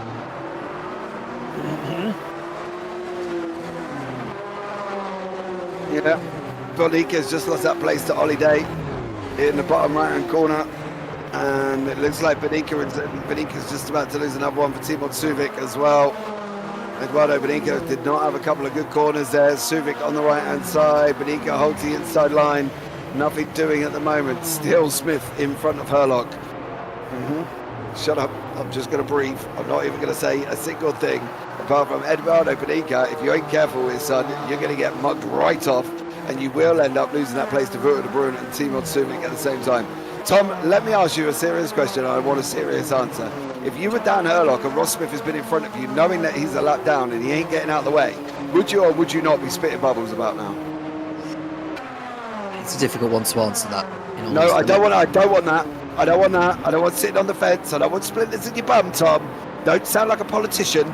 Tell me, would it or would it not be doing your nutting by now? It may do, but it's up to you to pick up the pace and actually catch up. And if you're within a certain distance of the car ahead, then yes, you would be entitled, you would feel aggrieved. But at the same time, Smith has come out on fresher tyres and he's expected to pull away. And whilst he may not be pulling away, he's not like he's going dreadfully slowly and holding the leaders up, because I don't honestly think he is holding them up as much as some people may believe. You could just see there's actually more than 2 car lengths that Ross Smith is able to pull out on these, and that's been the case for about 3 or 4 laps. But is that not is that not dirty air? Is that not dirty air that's stopping Herlock getting near it? We talk about it all the time. It's the biggest factor in these cars. You know, is this not dirty air that's the reason why these guys can't get close to him? Because he's affecting them in every single corner. It's coming across him. Is he going to now get it? Look, because Kirby is now going to jump all over Herlock. If I was Herlock, I'd be spitting bubbles. I'm not going to lie. Especially if I lose this lead. And Kirby's going to block him in behind Smith. Smith is being a factor regardless. I don't think he's doing this any favours. And now there's going to be contact. And now, I tell you what, if Herlock don't come out of this absolutely red flag to a ball at the moment regarding this situation, I would be very surprised. And that for me is just, I don't understand this, especially now he's just lost the lead to Kirby over this situation, especially 4 times back. Well, we've seen a brilliant battle, but what kept the lead for the Lancia was its superior straight line speed compared to the Porsche. And this is an unbelievable dice. This is perhaps the best dice we've seen all race, James. But of course, that's factored by the fact that Ross Smith is beginning to get in the way now, I think. And I think considering that he's had enough opportunities to pull away, I would say that now is perhaps the time to just get yourself out of that situation. Don't hold them up anymore. Yeah, this would be driving me absolutely bonkers. Let us know in YouTube chat if this would literally be annoying you right now. And I know the rules in CMS, and I know I'm going to get DMs, and I know I'm probably going to be in the steward's room, and I know George is going to be on my back about it. But this is absolutely bonkers. I'm sorry. It's affecting the lead of the race. It's affecting what's going on behind. And if Herlock had lost that lead to Kirby right then, I would be red flag to a bull. For me, I don't understand this at all. I don't understand this situation. I just think that at the moment he is in dead last. He's 20 seconds away from Kruger. He's not fighting anybody or affecting anything. He's already won the C1 Pro Championship. It's not like that's even an important factor as well. And he isn't pulling away, and it's starting to affect what is going on that racetrack. I'm sorry, George, if you watch it back and you want to pull me in and we'll have a chat, I get it. But this is now 4 laps on, 5 laps where he's been there, and every single time it's still affecting what's going on the racetrack. I can't get it. I'm sorry at home, I'm sorry on YouTube, and I don't understand this ruling whatsoever. For me, this is just absolutely bonkers. But hey, listen, that's for me to deal with the stewards after this, I'm sure, as these guys continue to fight. We've now got Dahlgren closing in right on behind that as well. I wouldn't even be surprised if we're still there in about a few laps time, and 11 seconds down the road is Ollie Day. I'm sure he might be able to get in as well at this current moment, Tom. I think this is I think this is nuts. Yeah, well, we can see the Lancia attacking, but it's not going to have the straight line speed compared to the Lancia on the straight, so I'd expect Herlot to remain in the lead. And Kirby knows the fact that it's not going to be turn 1 where he gets the pass done. It's going to be further on around the circuit as he attempted previously. And you can just see he's going to go for it again at turn 2 if he can help it. I think Smith has gone off the circuit this time, James, and that's him out of the way at last. Yeah, I'm sure they missed his breaking point, I think, on that one. Herlock, Kirby and Dahlgren now fighting out for the lead of the race. 28 of 57 gone. We're confident leading the C1 Pro-Am. Smith's a lap down from the leader, 39 seconds away from Uyan in class. James, for the love of God, this is Sportscar. I get it. I understand it, dude. But he's been there for 5 laps, effective what's going on. He's a lap down from his own class. He's 40 seconds away from his class, a lap away from his class leader, 40 seconds away from second place. He's won the championship. His team's won the championship, team championship. What is he fighting for? Get your poorly made F1 stuff out of here. Get out. Not having any of it, to be honest. If everything was like F1, it'd be a hell of a lot easier as well. But that's just me on that one as I carry on my little rant. Lost Adrian Rice. Adrian Rice today was mainly about clearing the penalties. He had a load of them. And if he went 2 laps down early, he was calling it a day. He did go 2 laps down. I think at one point he was 3 or 4 laps down on that one. And he has gone. The interesting thing for me as well, keeping an eye on not only on this battle at the same time, look at the C1 AMs now of Angelidis and Jerry Chen. They've come down from about 4.5 seconds apart. They're now only 2.5 seconds apart. So Tom, Jerry Chen closing in on George Angelidis. That is massive in the Pro-Am Championship. Dan Herlock still and only just and hanging on by the skin of his teeth here over Dan Kirby and Magnus Dahlgren, still leading the C1 Pros. As it has been from the start, and Dahlgren can just sense an opportunity between himself and Kirby and Herlock. And, well, it's a matter of time before Dahlgren makes his move, actually. Well, he could be going for it here on Kirby if he can apply the brakes at the right time. I don't think it's going to be close enough this time, though, as the Porsche, pulls away from Dahlgren, coming through Dot corner. But they're going to be coming up to another baton marker, I think. I'm just looking further on around the circuit according to the track map. Where are they going to hit next? Well, it's the man in 15th place. Yeah, Cherry Chen, who's not had the best of races so far in this. Yeah, absolutely. Eddie's in YouTube chat as well. Get him gone, he says there. So, Eddie, you have a conversation with Virus about it as well. Love you, James, for who you are. Thanks, mate. Much appreciated. I will rant when I need to. On that, as these guys continue scrapping this out. Angelis Chen, 2.5 seconds, of course. We've said about the championship for the C1 Pro-Ams that they're not very far away from each other at this current moment as well. There is 7 points, and Angelidis is just about pulling back 5.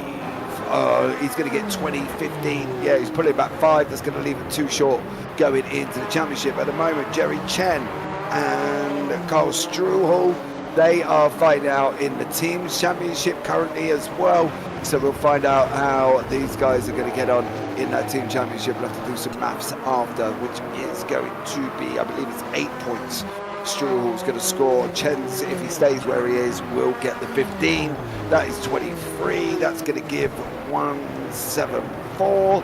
Martini are on for 20. That's going to give 164. So that should still keep the C1M Team Championship up for grabs here as well, as we go for a replay of Mr. Woo de Bruin, who's had his own little dramas here as well. It looks like the run through 300R on that one, and a big old slide and a snap mount on. Again, easily done on this circuit. I don't know whether he was trying to perform Tokyo Drift, considering we're at the land of the rising sun for Wouter de Bruin, but that's perhaps not the way to tackle the course in these machines. Yeah, absolutely. Don't do it sideways unless you're auditioning for the new Fast and Furious, which I am not. Neither of these guys. Dan Kirby gets a little bit of a wibble on, going into turn number 1 now. Now it's a run out through Suntory Corner. This is on with Robert Molin and JT Tammy. Just got by him, James. Yeah, it's just gone through, and job done on that one, Tom. Yeah, so that's Tammy through at last, recovering after his earlier shenanigans at the beginning of this one. But we are looking at the leaders who are fighting once again. Kirby's on the outside. Is he going to get the car slowed down? No, just too much brake pressure. And that's the thing with these cars. It goes back to us saying that if you apply so much, it is so easy to lock the rear axle. And the car just saying, you're having a laugh, mate. I am not going to tackle the corner as though you wish me to. Oh, absolutely. I do agree on that one as well. But that brings into the braking of having to brake really early. I think that's the thing. You've got to start sort of. It's a wind down, isn't it? It's not a sudden stop. It's like a whoa. You can't just go and hope for the best. You know what I mean? It's got to be a sort of a continual wind down on the brake, because if you try and slam it, well, we've seen with some of these drivers going round and round. So let's see how some of these guys get on. JT Tammy, Robert Molin, 6th back at the moment. John Uyan, Jerry Chen. But we know Jerry Chen is the next car on the road for leaders. In fact, there's 15th, 14th and 13th, which is Chen, Uyan and Angelides just up, and Chen has managed to close back in on John Uyan. He's got to try and get up to Georgia, of course, here once again to keep this battle still going alive. Tom, we're coming up to, really, we're past the halfway point. We've got back markers, we've got people fighting for position. There's Jerry Chen there on your screen at the moment. I believe that is that Petrovsky tucked in behind him. I can't really quite see make out the number on that one. But Jerry, next one going to be lapped. He's got to err on the side of caution here, right? He knows he's in a battle for the championship. He knows the leaders are in behind him. For Jerry Chen's point of view, how's he going to work this one? Well, I think Chen will move out of the way this time. I don't think he's going to be what Ross Smith was earlier and get in the way, considering that Smith is in a higher class. That's switch of oversteer, getting on the curve there. That was very, very close, and that's going to be easy picking for Dahlgren. The thing they don't want to do here as well, look at Herlock. Is Herlock going to clear Chen? Chen just stays to the right-hand side. He doesn't even take his line. Lifts, allows Herlock to go through. The others did not make that for Jerry Chen was literally, I'm going to buy you a pint, son. Because literally, Jerry Chen has just released Herlock away from the group. Don't get me wrong, I'm sure Chen is not going to be a pain in the backside, but at the same time, there you go, Dahlgren's going to be through. Now where's Kirby going to be? How's Kirby going to manage this? 0.8 back at the moment. Kirby's going to go around the outside. See, and that gives a different meaning to how to handle backmarking. And I know, don't jump all over me, Virus, and anybody else, but that is how you handle it. He's lost barely any time. He lifted a little bit, let him run around the inside and outside of him. He's still in the race, and he's still closing into the guys in front of him. Yeah, job done. By the time Angelides gets out of the way by the leaders, it's going to be even closer, I think, because if Chen can keep up and stay within the slipstream of the leaders, that could come to his aid a little bit later on. Although we see the leaders who have not come in for tyres yet, none of them have been. I don't expect to see tyre changes unless we see anyone attempting to go for a gamble. I think if you're one of the leaders, though, it's too much of a gamble because the gaps are too small. Yeah, Herlock on the inside of Angelides there. Angelides again doing Herlock a massive favour. Through he goes. Dahlgren is there as well. Kirby's now stuck in behind a back marker, trying to pick these ones out. That's Herlock, that's Angelides, that's Dahlgren. Then there's Kirby, then there's another back marker in behind Kirby on the right hand side of the racetrack. Angelidis again, just allowing the guys through on the inside. Dahlgren's cleared him. Kirby's still stuck in beginning. This is the beginning gap, and that's the biggest gap of the race that these guys have been apart. Virus, don't sit on the fence, you absolute chicken. He said, I prefer not to speak. If I speak, I am in trouble. Dude, be more like me, free spirit. But you're right, the gap between Chen and Angelidis has now come down to 2.4 seconds. Is that both how you handle it? Oh, there's Ollie Day. Where are you going? So he's going for a little bit of off-roading into the forest there. Yeah, and he's lost a place to soothe it there, Tom, as well. Well, it'll get his momentum back. There's no doubt about it from Ollie Day. He's had a good race so far. By the way, Herlock has been able to bridge out the margin now thanks to the back markers. Now, what's the next back marker that will be coming up to next? It is Alex Schultz, isn't it? Who is going to be... No, Stroll down in 18th, I believe. Okay, so Stroll isn't too far up the road from them, so he is going to be the next obstacle in the way of the leaders. I'm sure he's not going to be an obstacle. Maybe. I don't know. See what happens. Well, now that Kirby's lost the position to Dahlgren on the pit straight, what's his end game here now? Because there's not a lot of time left in the race. We're already into the second half of this one. It's flown by incredibly. But it's like he's not got a lot of choice here as Kirby if he wants to win this. No. He's got to decide now where he's at with fuel. I think that's the biggest thing. Where are they at with fuel?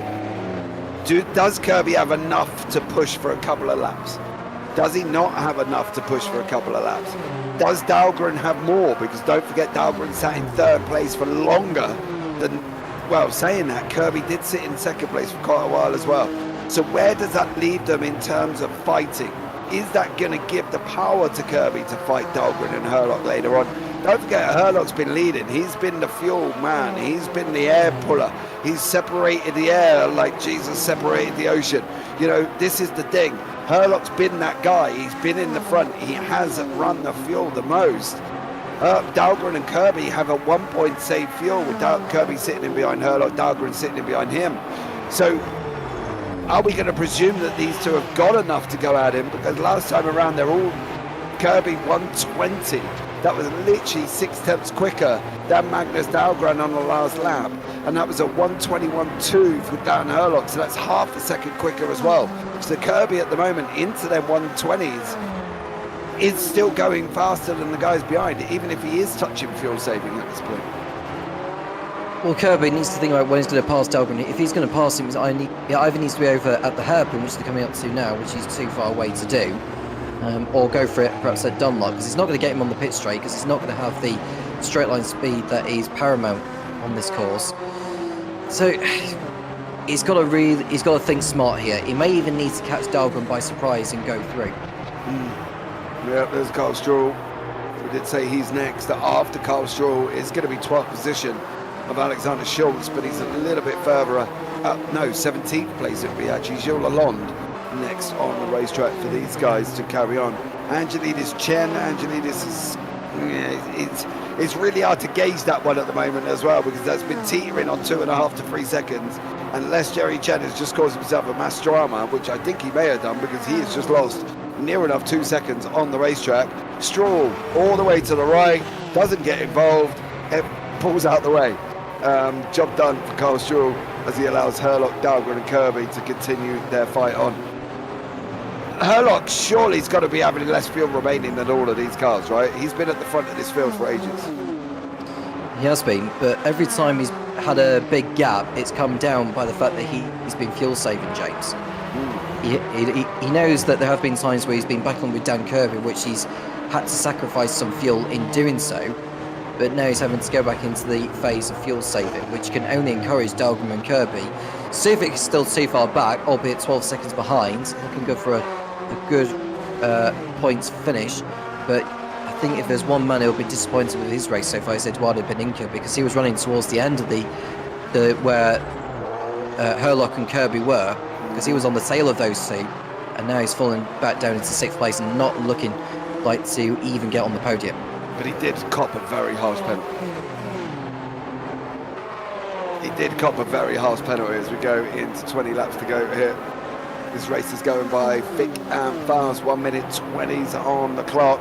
So it's on the pit straight again. We go with Dan Kirby, Dan Herlock, and Magnus Dahlgren. Let's give you a quick run through or give you a James Maths update on the championship. Don't quote me because this could be very, very wrong.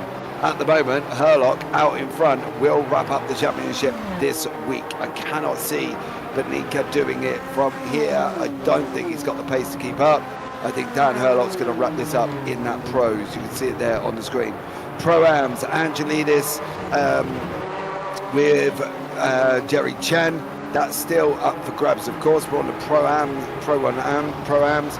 Tony McCaughlin, John Uyan, Ross Smith. We know Smith's already wrapped the championship up as well. Job done, but McCaughlin leading, so fair play to him.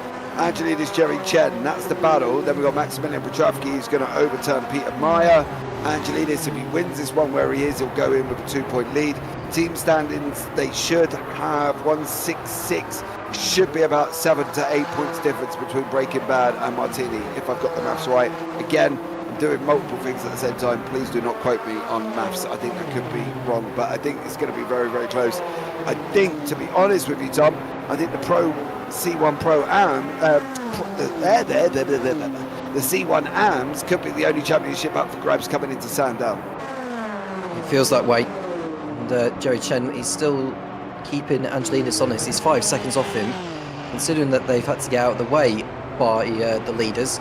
And they've had the likes of Suvic, Day, Beninka, and De Bruyne's dropped back from those since he was on the tail of him.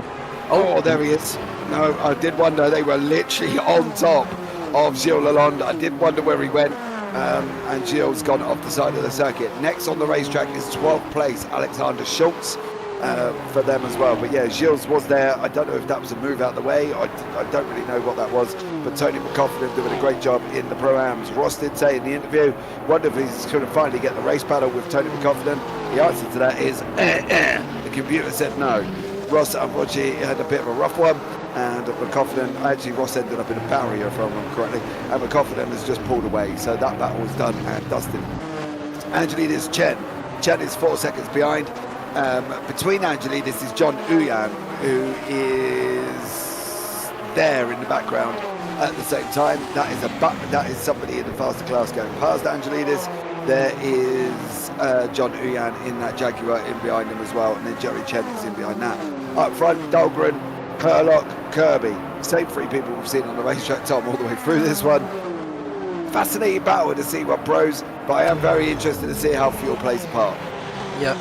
Well, at least Ross Smith has managed to get himself back on the lead. Well, I say him on the lead lap as John Uyan in the battle for second place, although he's a long way back. It's not to catch up to Uyan unless Uyan makes a mistake, but at least he doesn't have that +1 lap next to his name on the graphic.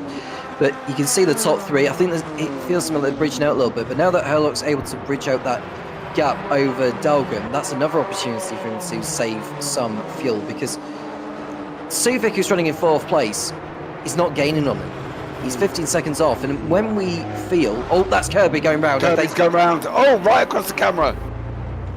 Dan Kirby's just got that all wrong. He will hang on to 3rd, though, because as we were saying, Suvic is too far back there.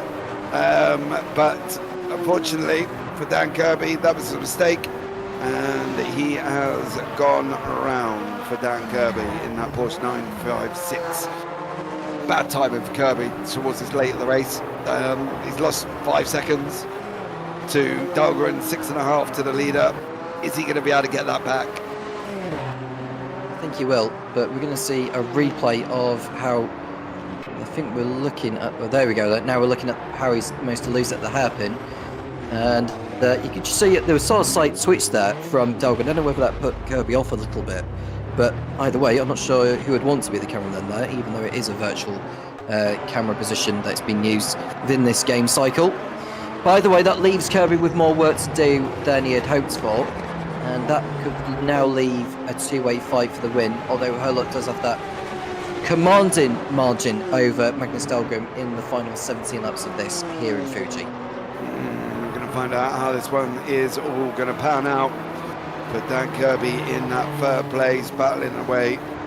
So let's keep an eye on that and see what goes on for Dan Kirby. Is he going to be able to get this time back? Dahlgren now 1.1 seconds behind Herlock. Herlock seems to be opening up this one, Tom. and pulling away. It looks like his little legs is scarpering. Angelidis Chen, look at that for a time gap. 1.5 seconds. Jerry Chen, fuel saving. Now he's going to go after Angelidis. Yeah, he's got to get past John Uyan first, but he is very, very close indeed here. He's 1.5 seconds off Angelidis. Is Jerry Chen in their class battle, which is expected to go down to the wire with the way things are going here. But looking at the front, Dahlgren is still keeping Herlock honest, but when you look at the straight line speed of which that Lancia has compared to the Porsche 956, Herlock is able to just keep hold of it. That's what's keeping him at the head of the field. Yeah, absolutely. I think Dahlgren now is going to be... He's got to try and stay with Herlock, but whether or not he's got the fuel and the pace.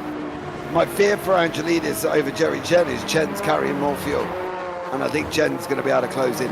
He's pulled out 3 seconds. Look at the gap. It's coming down like an absolute banshee. Maybe we should get them on the bottom screen or something and have a look what's going on there, because they're literally, I think they're nose to tail pretty much.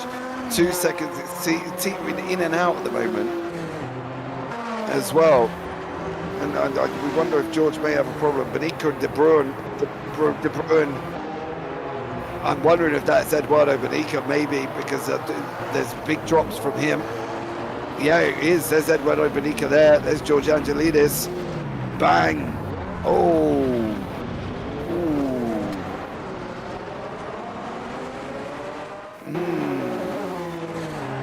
That is a leader lapping a back marker. Does this measure up to what you were saying earlier when Ross Smith was getting in the way of the... I'm not even going to lead anything, because George did a great job when the leaders come through. Unfortunately, George did a great job when the leaders come through the first time, and unfortunately, it did look like they just got that one all wrong. So however the dance was supposed to go, I think they both ended up with 2 left feet. Let's put it that way. Because they didn't quite dance their way round the corner on that one. Yeah, they come into problems. Chen, yeah, Herlock, I think this is Tom. I think, Tom, to be honest, this is Herlock's moment. I think he's going to... That's Benica. He's going to DNF right about now. That's a problem. Straight back to pit lane, DNF for Eduardo Benica. He is going to be fuming. There is going to be something kicking in here very, very shortly from Eduardo Benica. I will keep an eye on the chat, because I've got a funny feeling something may be coming. So there we go. What do we reckon now? How's this one going to work out with Angelidis and Chen? Are they going to come up and, have some issues? We'll see. I mean, they've been lapped by most of the leaders now, and I don't expect them to be lapped again by them before this race is over. It feels like a straight fight between Angelidis and Chen in the AM class, but there is actually still a car in between Angelidis and Chen, actually, thinking of it. Yeah, it's John Uyan who's in the way, and he's in a different class to those two. So there is the buffer of which Angelidis has over Chen as they exit Dunlop, but there's not long left in this race now for Chen to make his move here. Yeah, I'm wondering whether or not, obviously, the Jaguar, we did say some of the Pro-Ams, we heard Ross say that as well, that some of the Pro-Ams were, almost as quick as the AMs in the cars, and Uyan and McCaughlin are certainly showing how McCaughlin's mixing it up with the pros at the moment. So, the Pro-Am's mixing it in here as Jerry Chen looks on the right-hand side. He's hoping that Jaguar may remove. Nope. Unfortunately for him, for John Uyan, he's still going to have Jerry Chen tucked in behind him. It's under teetering on that second mark. It's been in and out that second mark.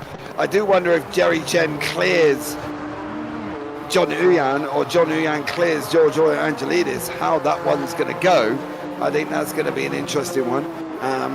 So, yeah, let's keep an eye on this situation here as well, because obviously this is inter-class battles, Tom. This isn't just one class. And there is Chen, who should be able to get through on Uyan here before they get to Dunlop. But it feels to me like he hasn't got the straight line speed either. Is he running a Porsche 956 like a lot of the others? Yeah, well that explains it, James. He doesn't have the straight line speed compared to Uyan, who is running in that Jaguar. Yeah, the XJ220, of course, for XJR6, I should say, for John Uyan. Jerry Chen in the Porsche. and George Angelidis in the Lancia. So we know the faster one is the Lancia.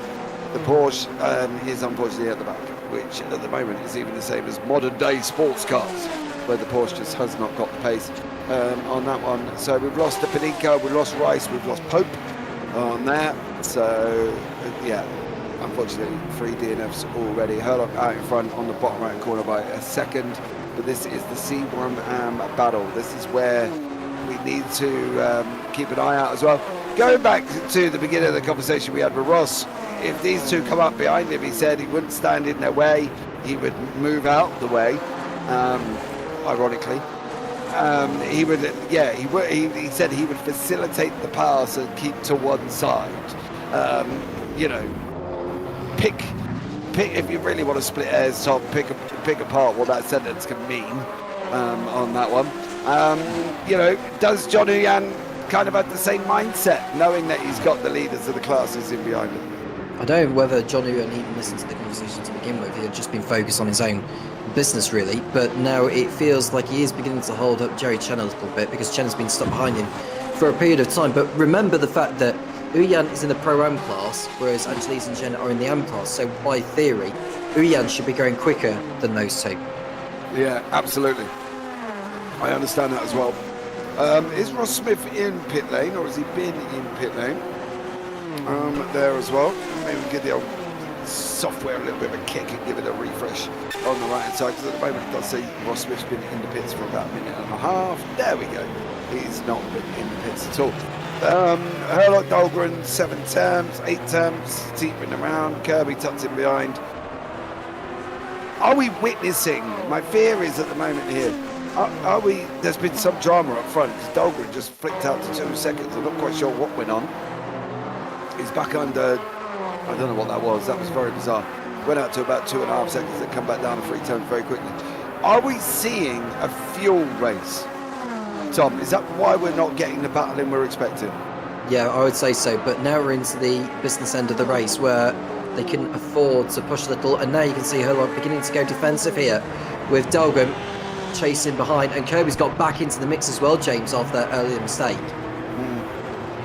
Oh, Herlock's wide. Dahlgren's going to take the lead. Dahlgren snapped. Oh, snap, slide, wiggles. That's going to put Herlock alongside him again. Now we're on the run. Into the kink, into Suntory now, on the run down into 100R.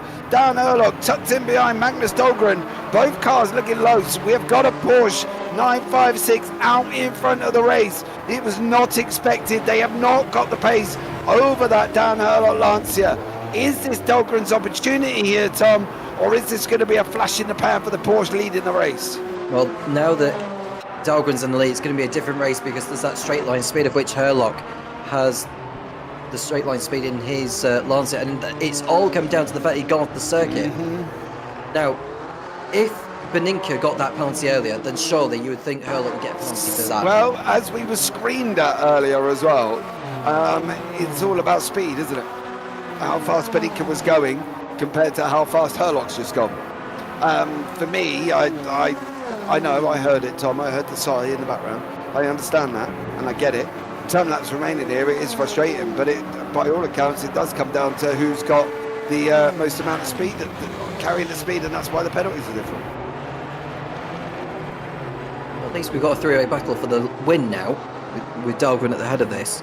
But now Herlock is having to fend off Kirby in the fight for second place, but we know that Kirby can catch a driver by surprise in the slower corners in his machine. But it's going to be a true test here for Dahlgren here, who is going to have to fend for his life on the straights. I think we've had some battling going on further down between Angelidis and Chen in the battle for the AM win. There is Jerry Chen. Snap on the left, sorry. Dahlgren's just snapped that car. That is going to allow Herlock back out in the lead. Angelidis Chen, the reason that come up is because Chen has passed John Uyan. Chen passed John Uyan, and now Chen is free to go after Angelidis. This is massive in the championship. George needs to hang on to this like a prize fighter trying to keep his career alive, because if he doesn't, this could, and I'm just going to, where am I, 21.51, 15, that's going to be 139. That's 151 to 139 if Jerry Chen takes the lead over George Angelidis. That will be it going into the last one. That will give Angelidis a massive task going into Sandown. Try and wrap this one up as well. And Herlock on the left-hand side has just lost it again, and now he's behind both Porsches this time. I don't know what's going on now, Tom. This is all getting a little bit frantic on both sides of the screen. Are Herlock's brakes beginning to fade away, James? That would be my concern now, considering how far into this we are. It's a very hard circuit on brakes as this, and you can see Dahlgren getting a little twitch coming through the hairpin. And that's how hard they're pushing here to try and gain all the time that they can get. But Dahlgren is back into the lead again. Kirby now ahead of Herlock for the first time in this race. Ever, yep. Literally first time. Never ever been there before. Yeah, on the right hand side there as well. We've got De Bruin. He is mixing it up with the C1 AMS. And Angelidis and Chen on the right-hand side there as well. Lead race on the left. Herlock in behind, but we know the Lancia's got more pace than the Porsche. If this is where the Lancia's going to make it up though, Tom, isn't it? On the straights, he's got more pace. Surely he should be able to close it in. Well, with the superior straight line advantage, he should be able to close back in, but he cannot afford any more mistakes now. And Dan Herlock. Dan Kirby, well, he feels a win is in the offing for him here. He is in the same machine as Dahlgren effectively. This is going to be a straight fight to see who has got what it takes. There is another back market they are approaching, are the leaders. They are approaching, who are they approaching next? Schultz. Yeah, it's Schultz, who's not been lapped yet in this race, believe it or not. So he's done very well to go this far without being lapped as Alex Schultz. And we are looking further down the order. It looks like Cherry Chen? Yeah, Cherry Chen. They're on both sides of the screen at the moment. We've got Wouter de Bruin. Wouter de Bruin has just cleared Angelidis. That's going to bring Chen back in behind Angelidis. That should allow him to race, but it depends on what Jerry is sitting at in the fuel and whether or not he's going to have enough to go at Angelidis here as well. He's obviously been putting the gap down. We know that as time goes on. Throughout the race, it was about 4.2 seconds. It's now basically nothing. It's a nose hair between them at the moment on that one. Herlock now on the straight with that Lancia on the left hand side of the screen. Dahlgren there as well. Lap 50. We've only got 7 to go here, Tom. Can Herlock wrap the championship up here? But he's surely got to take the win. And what's going to happen down on the right hand side? We'll see soon enough. There is Jerry Chen. That's JT Tammy right behind Jerry Chen in the approach to Dunlop. Now Tammy's coming to lap Chen in the pecking order. You can just see as he gets on the inside curb, and they're not nice, these curbs around Fuji. They really are not. No, definitely not. They're not. They don't want to be. They literally do not want to be on them if they can help it there. I won't tell you what's just gone into my ear, but yeah, let's just put it this way. Jerry Chen is going to go at Angelidis again. Is this going to be a battle for the lead on the right, on the main screen now as well? Chen's looking up the inside. Angelidis, is he going to hold it round? He isn't going to hold it round! George Angelidis, spin! There he is on the inside. He's sat there like a loner in a school playground with no friends to play with. And unfortunately for George Angelidis, he is down in 15th. John Huyan has gone through. Petrovsky's gone through. Jerry Chen is going to be about 15 points ahead going into the final round of the season if he just carries this on. Big mistake from George there. He just got strung out, lost it on the outside, and was left there holding his bucket and spade all on his own. It was a bad error from Angelidis. So from the moment Chen got alongside, Angelidis just hesitated on the brakes because he knew that he was up against it, and around it went for George. I'm going to see a replay of this is George's spin. Yeah, this is the spin again. And watch Chen just go up the inside. From the moment Chen got alongside, Angelidis was offline and he was not really going to fight it. He was fighting with his own car at that point. Yeah, he was. You could see the back end wiggling under braking. George had missed that braking point. He was wiggling the hell out of that car, trying to get it stopped. It would not stop conveniently enough for him. And unfortunately, Dahlgren! Woof! Blimey there, son. And that car sideways, Magnus Dahlgren. Dan Kirby tucked in behind him. And then obviously Danny Hurlock there as well. Going on to lap 53. We have not got many left whatsoever as we look on the nose from Dan Hurlock. That is literally split the battles up. Now Chen, Petrovsky, Angelidis, that's where they are. Free, Coughlin leading the Pro-Ams. Uyan Smith in behind that. Dahlgren, Kirby, Hurlock. This is the only battle we've got on the racetrack, Tom, that's going to need to really be significant enough here. Hurlock needs this win to wrap up the championship. Is he going to get it as we go into lap 53? Well, not if he's twitching through turn 1 like that, but you can see the leaders are coming up behind Alex Schull now to lap. Through goes Dahlgren, through goes Kirby. Does Hurlock go through as well? Yes, he does. Further down the order, James, in the AM class, Petrovsky, who served that penalty earlier at the beginning, is now 2 seconds off Jerry Chen. Do we think he's going to be able to get close enough, though? He's not really been up there all race. If he's been unleashing his pace all the way through, I can't see why he can't. He had a stop and over 10 seconds in pit lane at the beginning. Plus to run in pit lane as well, and it is quite a long pit lane. So, he didn't just lose 10 seconds. He lost all the time in the pits at the same time. But I do wonder whether or not Petrovsky can hold on there. 1.4 second, 1.5. Oh, big old twitch. That's going to affect him on the outside. Leaders on the right-hand side, that is Maximilian Petrovsky. There's Jerry Chen. There is George Angelidis. George now has got John Uyan. And we know how much Uyan can stay in front of these drivers because he did the same with Jerry Chen. Kirby going through on Dahlgren at turn 1, James. Yeah, down into turn 1. Kirby on the right-hand side, Dahlgren there as well. This is what Hurlock needs. Dahlgren's going to try and hang it around the outside line as well. Kirby comes over, takes the line away. Dahlgren twitching all over the place there. Twitching as much as Paul Glover wearing high heels on a Friday night. He's all over the place. He's trying to get that car going forward, trying to stay in front of Dan Hurlock.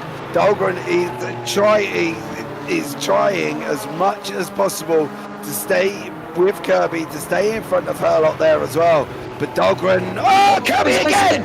Kirby again! Oh! Lucky man. But he's on the lights. This is where this rule is developing. Kirby's even on the lights saying, please get out of the way. But we know they don't have to. And now he's in the lead battle. Whoever that is, who is that?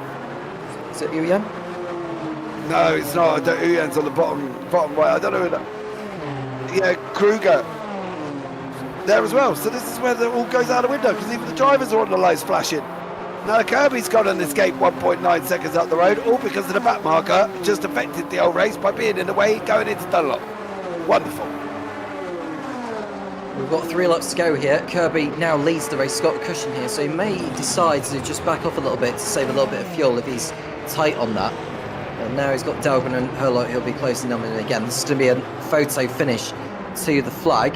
And there we look at Petrovsky on the bottom right-hand corner of the screen, chasing after Cherry Chen. He is keeping in touch with him. I would probably say Petrovsky, on the last lap, may send it. You reckon? Yeah. Where from? Where? I'm sorry, not where from. Not where from, because we don't know where he's coming from. Where to on the... Sorry, Tom. Where to on the racetrack, do you reckon? I think he's got to put him off at turn 1. I think he's got to do essentially what Cherry Chen did to George Angelidis. He's got to catch him by surprise if he's going to do it. Well, let's see what goes on there as well, as I've just kind of predicted. I don't know what's going on. Anyway, let's see what goes on. Lead battle on the right and on the left-hand side. C1 hand battle, Jerry Chen and Maximilian Petrovsky. This is not good for Angelidis, and I say this in the relative terms of points at the moment, because Angelidis, if he finishes on third, he's only going to score 12 points.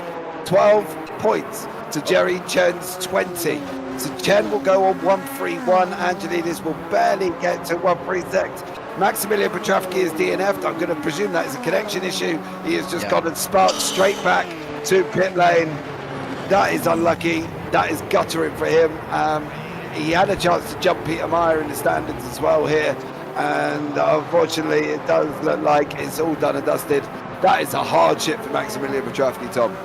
I'm gutted with that. That we were robbed of a brilliant finish to the fight there between Jerry Chen and Maximilian Petrovsky. But now we'll stay focused on the outright race win battle. And it feels to me like Dan Kirby's on his way to victory ahead of Magnus Dahlgren, and Dan Herlock is doing his best to keep in touch. But I'm interested to know who's actually saved more fuel than others. And if Herlock's managed to save enough fuel behind, he'll be able to attack more, but he's going to run out of opportunities to get by both Dahlgren and Kirby, I think. He's got one more lap. One more in a little bit. This is Dan Herlock's moment. They say, do you only want one shot? You're ever going to capture it? Well, this is it for Herlock. He was going to wrap up this championship. He would have wrapped this up now. I don't know if that's still going to be the case in the C1 Pros. That's Benica. Where is Benica? Benica's out. Yeah, he was out earlier, James. Yeah, he DNF'd, didn't he? He DNF'd, so that should give Herlock the championship, because he will score 12 points. 128 on 12, that's 140. Benica ain't going to get there anyway, so Herlock will wrap up the championship going into Sandown next week. So there's another championship that's wrapped up. It's only going to be the C1 AMS. George has been round again. Now Chen out in front by 10 seconds. Jerry Chen, congratulations. Wrap it up, son. You've done a great job in the Pro AMS here as well. George is going to be on for 15 points.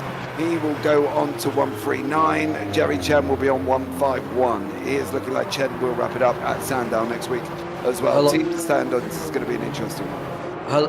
Yeah, I was going to say Herlock had an absolute nightmare of a final lap, James, in his push to catch Kirby and Dahlgren. But I think with the lead that Kirby has now, he can just sail on to the checker flag from here. Yeah, Kirby out in front by 2.1 seconds. It is literally the final run for Dan Herlock. He's through the hairpin. He's coming into Dan Kirby. Sorry, he's coming into 300. It's going to be a break. Roll through Dunlop. Job done for him here. Dan Kirby wraps it up. He's going to come over the line. Is he? Thank you very much. There he is. Winner, chicken dinner for Dan Kirby. Dahlgren gets a fantastic second. Herlock's going to wrap up the championship in third. McCoffin's going to come along in the Pro-Ams. There's Jerry Chen. He's going to take the C1 AM victory as well. I'm going to be interested to interview Jerry, seeing how he feels about probably wrapping up that championship here as well. But Tony McCoffin, a great run in the lead of the C1 Pro-Ams for Tony. Good job for him. Chen on the bottom right corner, McCoffin on the left. Both the leaders here. Jerry Chen coming into Dunlop, and McCoffin on the run down to Dunlop, I believe, as well. So there he is. So they're not too far away, but Jerry Chen will come over the line first ahead of Tony McCoffin. Jerry Chen, this should put Chen about 12 points ahead of George Angelidis going into Sandown on the 3rd of December. Jerry wraps it up. He takes a win here. He's going to go over the line. Please don't run out of fuel, Jerry. Please tell me you've got enough to make this run. And he does, and wraps it up there as well. Great run from Jerry Chen. Now Tony McCoffin. Let's see him come over and grab his moment.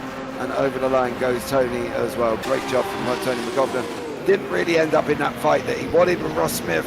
But then again, Ross hit a power here and caused him to bring his own problems. Well, we were treated to an interesting race there, weren't we, with the the battles going on throughout the classes there. But of course, with the refueling rule in place, I think it turned out to be a different race from maybe what we expected.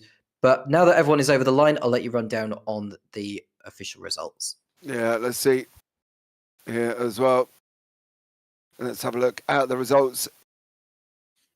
Dan Kirby is your winner. That's the first time he led for the race, by the way. Magnus Dahlgren second. Dan Herlock's going to kick himself. He led for pretty much 3/4 of that race. Just could not wrap up the last one. Timon Suvic is in. Why is there 1, 2, 3, 3? No idea. Timon Suvic in 4th. Ollie Day in 5th. JT Tammy down there in 6th with Wood de Bruin, Robert Molin, Alexander Smeraldi, and Alexander Schultz. That's the top 10 of the C1 Pros. Behind that is the Pro-Ams. Tony McCoffin takes a win, which we saw. John Uyan in 2nd and Ross Smith in 3rd place. Is that going to have any inclination on that championship? McCoffin and Uyan, yes, maybe. Jerry Chen takes the win. That's going to put him about 12 points ahead in that one. George Angelidis has got a lot to do at Sandown and hope that Jerry doesn't turn up. Daryl Kruger in third, Carl Stroll fourth, Gilles fifth, Maximilian Petrovsky in sixth there as well. So great job from all of those guys. I'd like to point out, McCoffin taking that win is going to give him 94, 95. Uyan in behind him is, he's got a little bit of more work to do going into Sandown as well. No problem, Kim. Much appreciated for joining us for this period of time there as well. Let's start having a chat with some of them at this moment in time. We can bring your C1 Pro-Am winner, Mr. Tony McCoffin, into the booth with us. Tony, that cements your second place in the championship there, buddy. Well done on taking the victory.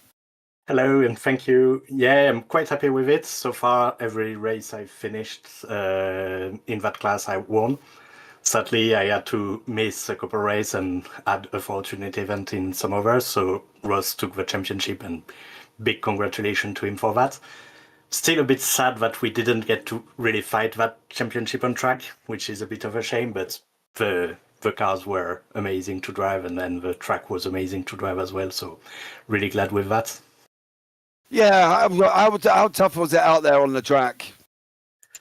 So it was actually all right for me. The tire wear was quite bad, and then luckily I had a setup that was already very safe, so didn't take any risk with that. So that's why my pace was dropping a bit toward the end, and then a lot of the pro just sailed by me. But in the end, yeah, what matters was getting to the end of the race cleanly, which I did. So it was actually good for me.